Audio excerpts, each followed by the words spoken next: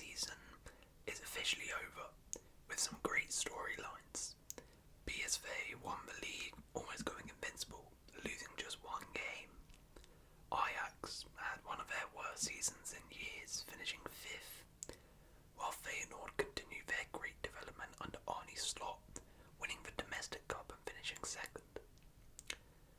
If you had a look towards the bottom end of the table though, you would probably be stunned to see a certain club at the bottom. Vitesse have finished bottom of the table and are going to be playing in the Dutch 2nd tier. This is a club who, just 2 years ago, were playing in a Europa League Conference League quarter-final. That in itself is shocking, but when you take a glance at their points, you quickly realise that this team has arguably had the worst season a football team could have in the history of football. What could that be? Some people may think winning 0 games, maybe even losing all their games and finishing on 0 points. But no, Vitesse have done one better and finished bottom on the league with -1 points. So how the hell has one of the Netherlands' oldest clubs, who have a proud history of developing players, been relegated to Dutch football's 2nd tier, finishing on just -1 points? Let's find out. Now most of you probably have heard of Vitesse due to Chelsea. One of the defining features of Chelsea Football Club in the previous decade had been their close relationship with Vitesse in the Dutch First Division. Before multi-club models were really a thing, Chelsea had enjoyed a special bond with the Eredivisie side, which mostly manifested itself in dozens of loanees getting sent there, including future Premier League stalwarts such as Nemanja Matic, Dominic Solanke, Tammy Abraham and Mason Mount. Between 2010 and 2022, the Premier League side loaned 29 players to the Dutch side.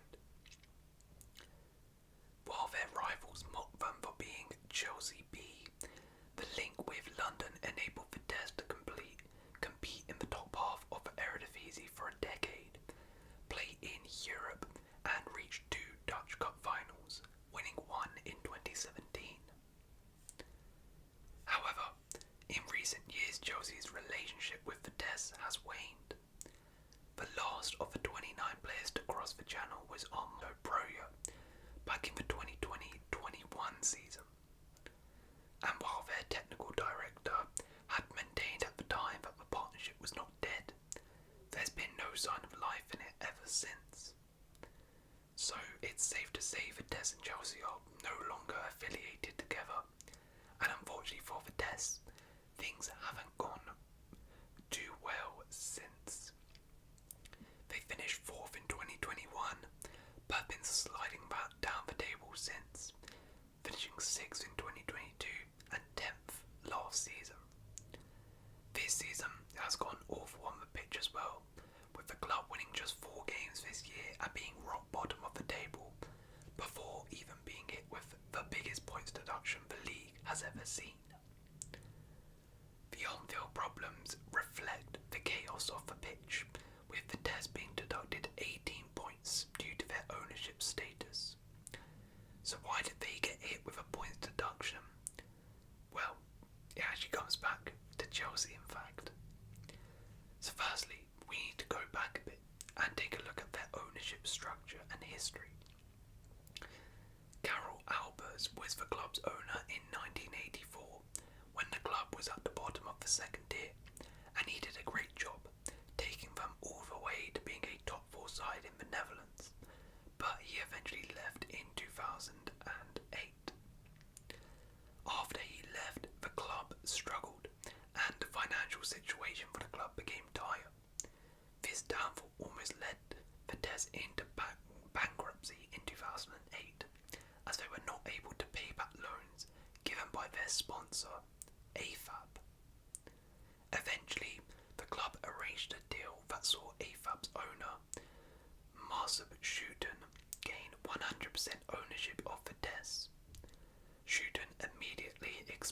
his intent to sell the club, which opened a window for Merab Jordania to buy Vitesse. When Jordania, who was a former Dinamo Tbilisi player, bought the club in 2010, Vitesse became the first Dutch club in history with a foreign owner, which was a bit controversial. Anyways, he didn't last too long, as in 2013, Russian businessman Alexander Tingling bought the club from Jordania. And then again, in May 2018, a new acquisition took place at Vitesse. Valery Oif became the new majority shareholder of Vitesse. The Russian oligarch, who was part of the board of directors at Vitesse already, took over the shares of Tingles. Now, where does Chelsea come into all of this? Well, that's the thing. Officially, they don't. Chelsea never had any shares in Vitesse. Their directors and their owner at the time, Roman Abramovich, didn't have shares in Vitesse either. So how did this partnership come along then? Well, you might say the Vitesse owner is a Russian oligarch. Roman Abramovich is a Russian oligarch. They were probably friends, so decided to help each other out. That makes sense, and there's nothing necessarily wrong with that. However, that wasn't the case. Links to Chelsea were suspected at the time of the 2010 takeover, actually led by the Georgian Merab Jordania. While he described Abramovich as his friend at the first press conference he held, Jordania denied that the oligarch was involved in the takeover. The Netherlands Football Association, the KNVB, launched a first investigation into the financing of that takeover, but found nothing to conflict with its rules. The investigation in 2010 reported that a company called Marindel Trading had facilitated the funding for Jordania's takeover of Vitesse.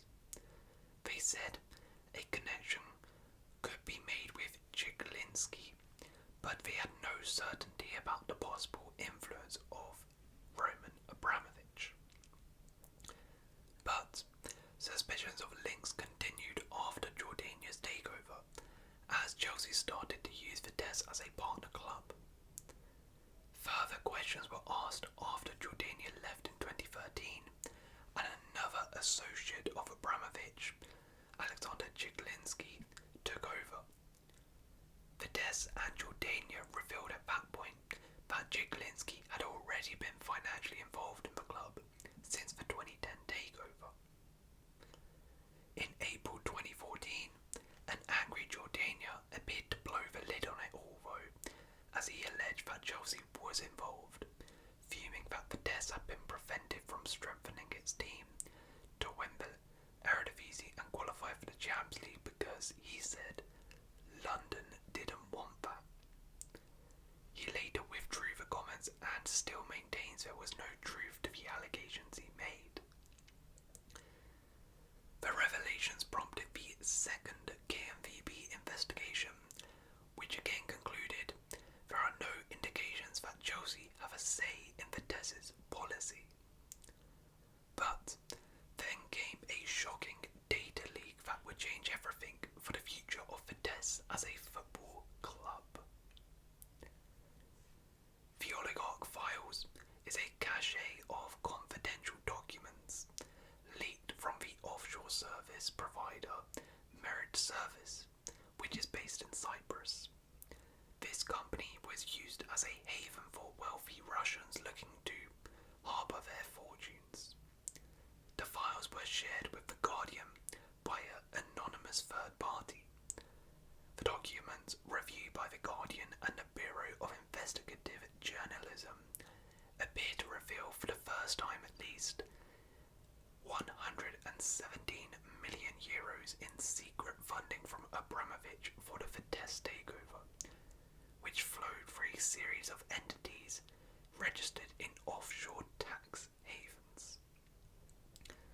They do not show whether Abramovich or his club held managerial influence at Vitesse. However, they strongly suggest that he provided significant funding to the club. Okay, now this is where it gets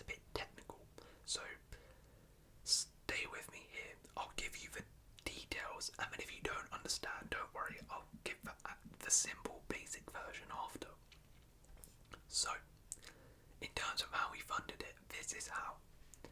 So loan agreements and other documents confirm that Marindale Trading, a company registered in the British Virgin Islands which is owned by Chigurinsky, funded the takeover of the club. They also show that Marindale had itself received a series of multi-million euro loans. The loans appear ultimately to originate with Abramovich. In 2010, a company registered in the British Virgin Islands, Ovington Worldwide, lent 20 million to a company registered in Liechtenstein that was linked to Chugrinsky. Ovington Worldwide was owned by another company, and that company was controlled by the Sarah Trust. Roman Abramovich was the owner of the Sarah Trust, and therefore the ultimate owner of Ovington, the company that lent the money to Chugrinsky. On the same day Ovington lent the 20 million, a different company linked to Chugrinsky made a loan to Marindale Trading. 10 days later, Marindale lent the exact same sum as Ovington, 20 million, to the company Jordania used to buy Vitesse. This more than covered the agreed purchase price for Vitesse, which was £6 million. During the subsequent 3 years that Jordania owned Vitesse, 5 loans worth millions of euros were made that followed the same pattern. Abramovich's company, Ovington, loaned money to the Chigrinsky-linked company Trigonia. Then, Limburg Holdings lent to Marindale Trading, which lent the exact same amount to Jordania's company for Vitesse, almost always on the exact same day. After Jordania left in 2013 and Chigrinsky formally took over as Vitesse owner, the documents show that the pattern continued, but with Trigonia no longer in the chain. Ovington, Abramovich's company, lent millions directly to Limburg, which in turn made loans to Marindale, which lent the exact same sums to Vitesse. At least one further loan was recorded as having been made in this way, even while the KMVP was conducting the second investigation. In December 2015, the loans were rerouted a final time when another Abramovich company took over. Wooten Overseas was owned by another trust, of which Abramovich owned. By the end of 2015, the total loans made available by Abramovich companies matched the figure ultimately made available to Marindale Trading, the company that funded Vitesse. That was 166 million euros. Of that, 117 million appears to have been used. Okay, so that's the long version for you finance nerds out there. For the rest of you, here's the simple version if you didn't understand any of that. Think of it like this. Roman Abramovich owns a trust. This trust owns Company A. Company A sends money to Company B. Company B is owned by Chigrinsky.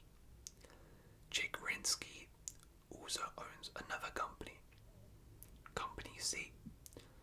Company C then sends the same amount of money to Company D. Company D is owned by Jordania, and Company D is the company that officially owns and bought Vitesse. So that is the art of tax evasion and money laundering, everybody. Essentially, Abramovich sent money to one of Chigrinsky's companies, and then to make it not seem suspicious, instead of Chigrinsky sending the money from that company directly to Jordania, he used one of his other companies to send the money so people didn't suspect a thing, because when we look something saying Roman Abramovich. But he was hiding that money in his other company. So there you go, if anybody wants to do some dodgy deals, that's how you do it.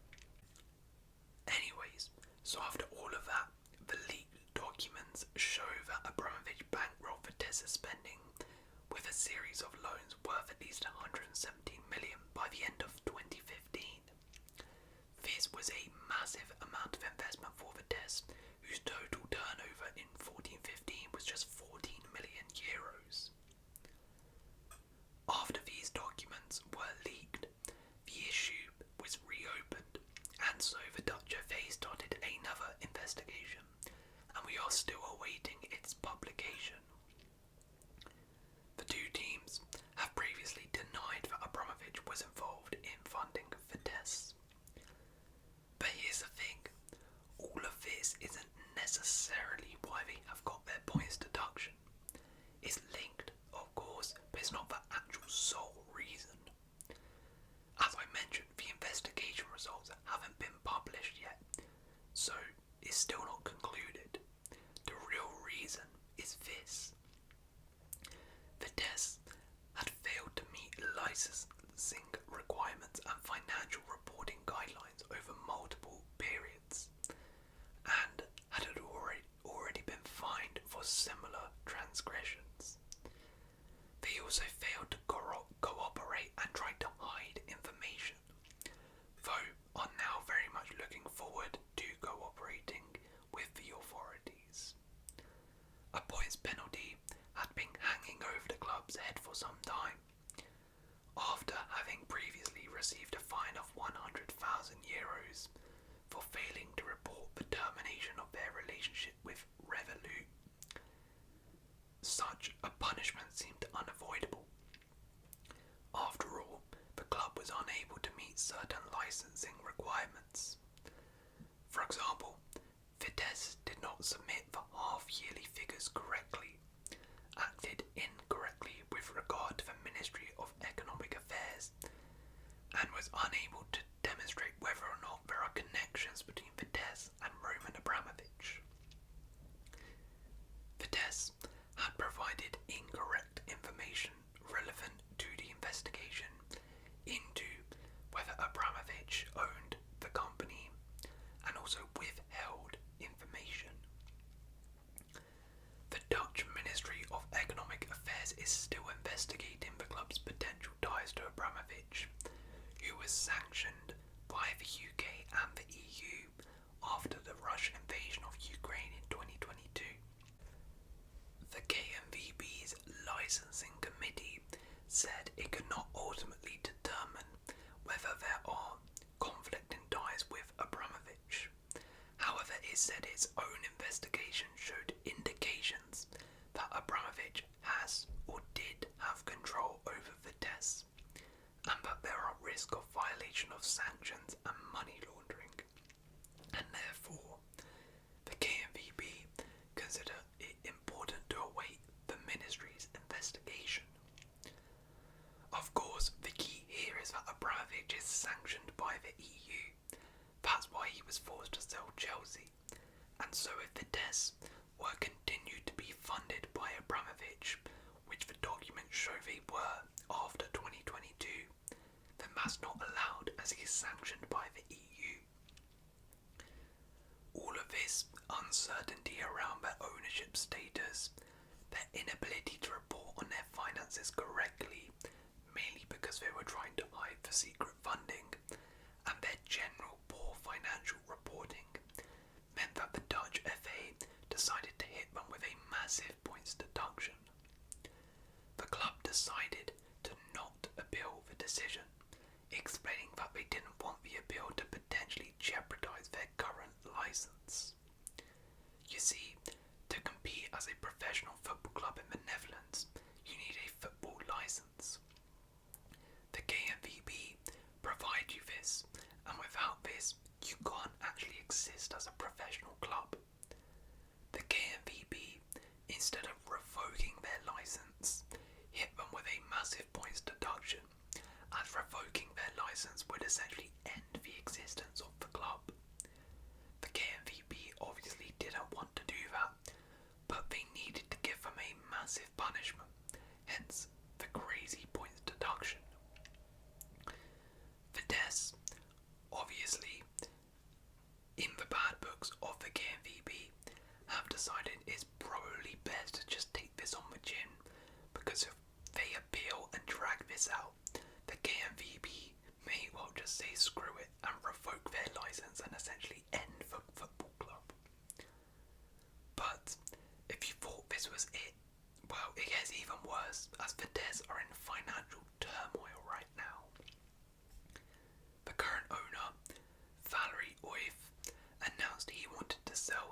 shares in the club after Russia's invasion of Ukraine in 2022, but he has been unable to do so. He remains the owner while the club waits for the KNVB to approve a recovery plan. A sale was actually agreed 2 years ago to the Common Group, a New York company, but was rejected by the Dutch FA this year, leaving the loss-making club in limbo. If you're wondering why it took so long to block the takeover, so is Common Group's boss Coley Parry, whose loans have been propping the club up these last 2 seasons, and he's now spent $12.8 million on the club. Parry believes the licensing committee has put him in an impossible position by asking him to prove that he's not linked to the sanctioned Russian oligarch Roman Abramovich. Parry has said that the fact he agreed that deal was enough for him to be considered suspicious by the licensing committee, although he believes the licensing committee does not like multi-club investors, and their row with him has become personal, as he also owns other clubs and they probably fear another Abramovich situation happening with this guy. When asked about this, the Dutch FA declined to comment, but directed to the statement it published in February that said the Common Group had not shown who its investors were, how much money they had, or where it came from. Parry disputes this and has complained to the Dutch Ministry of Economic Affairs. In the meantime, Parry has become the pantomime villain in Arnhem, a situation he finds deeply frustrating, as he believes he has done nothing but present Vitesse and the Dutch FA with proposals to solve the standoff. The irony is that if he had found 3 friends to do this deal with him, like Roman Abramovich did, he would have been fine, as the licensing committee can only stop takeovers on shareholders who are taking more than 25% of the club. So, in summary, this is the state of Vitesse in 2024. They have finished bottom of the Eredivisie on -1 points, have an owner who is desperate to sell, are in severe debt. This debt is being paid by a guy who is essentially keeping the club afloat right now and wants to buy the club but isn't allowed to. And they have recently been exposed to be funded by Roman Abramovich. Not to mention it could get a whole lot worse, as they are still awaiting the outcome of the ministry's investigation into Vitesse and Abramovich, which could have severe punishments, including more major points deductions or even their professional football license being revoked. So yeah, if you thought your club was going for it, just think of Vitesse fans when you're feeling down about your club. I'm sure that will make you feel a whole lot more grateful. But there we go. That is an explained on the current situation at Vitesse.